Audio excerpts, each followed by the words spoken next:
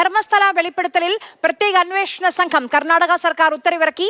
DGP doctor മൊഹന്തിയുടെ നേതൃത്വത്തിലാണ് പ്രത്യേക അന്വേഷണ സംഘം.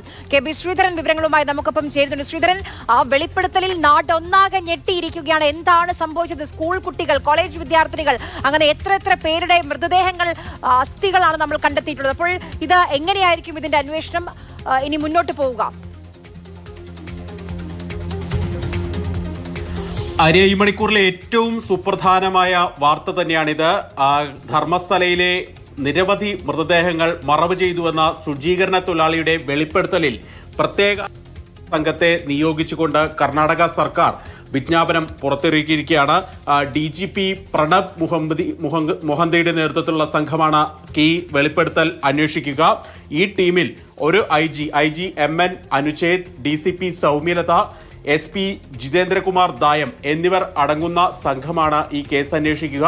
നേരത്തെ ഒരു അഭിഭാഷകരുടെ സംഘം, റിട്ടയർഡ് സുപ്രീം കോടതി ജഡ്ജി ഗോപാൽ ഗൌഡയുടെ നേതൃത്വത്തിലുള്ള ഒരു അഭിഭാഷകരുടെ സംഘം മുഖ്യമന്ത്രി സിദ്ധരാമയ്യയെ കണ്ട് പ്രത്യേക അന്വേഷണ സംഘം ഈ വെളിപ്പെടുത്തൽ അന്വേഷിക്കണമെന്ന് ആവശ്യപ്പെട്ടിരുന്നു.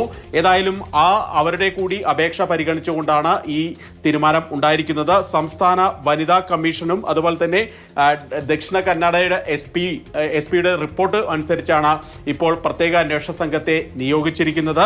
മിസ്സിംഗ് കേസുകൾ അടക്കം, അതായത് 100 കണക്കിന് മൃതദേഹങ്ങൾ ഏതാണ്ട് 1995 മുതൽ 2014 വരെയുള്ള ഈ വർഷത്തിന് ഇടയിൽ 100-ലധികം പെൺകുട്ടികളുടെ മൃതദേഹങ്ങൾ മറവ് ചെയ്തു എന്നാണ് അവിടുത്തെ ക്ഷേത്രത്തിലെ ശുചീകരണ തൊഴിലാളിയുടെ വെളിപ്പെടുത്തൽ കഴിഞ്ഞ ദിവസങ്ങളിൽ പുറത്തു വന്നത്. ഇതിന് പിന്നാലെയാണ് വീണ്ടും ഈ ധർമ്മസ്ഥലയിലെ ദുരൂഹത സംബന്ധിച്ച വാർത്തകൾ വീണ്ടും സജീവമാകുന്നത്. ഏതായാലും ഈ വെളിപ്പെടുത്തലിനെ കുറിച്ചും അതുപോലെ തന്നെ സംസ്ഥാനത്തെ വിവരങ്ങൾ നൽകിയത് എന്തായാലും വലിയ ആശങ്കയുണ്ടാക്കുന്ന വിവരമാണ്. ഇത്രയും അധികം 100-ലധികം സ്കൂൾ കുട്ടികളുടെ, കോളേജ് വിദ്യാർത്ഥിനികളുടെ മൃതദേഹം മറവ് ചെയ്തു. അത് ആരാണ് ഇവർ? ആരുടെ നിർദ്ദേശപ്രകാരം? ഏതൊക്കെയാണ് ഉന്നത ബന്ധങ്ങൾ? ഇതൊക്കെ അറിയേണ്ടതുണ്ട്. അതിനുമായി ബന്ധപ്പെട്ടാണ് ഇപ്പോൾ പ്രത്യേക അന്വേഷണ സംഘം രൂപീകരിച്ചിരിക്കുന്നത്.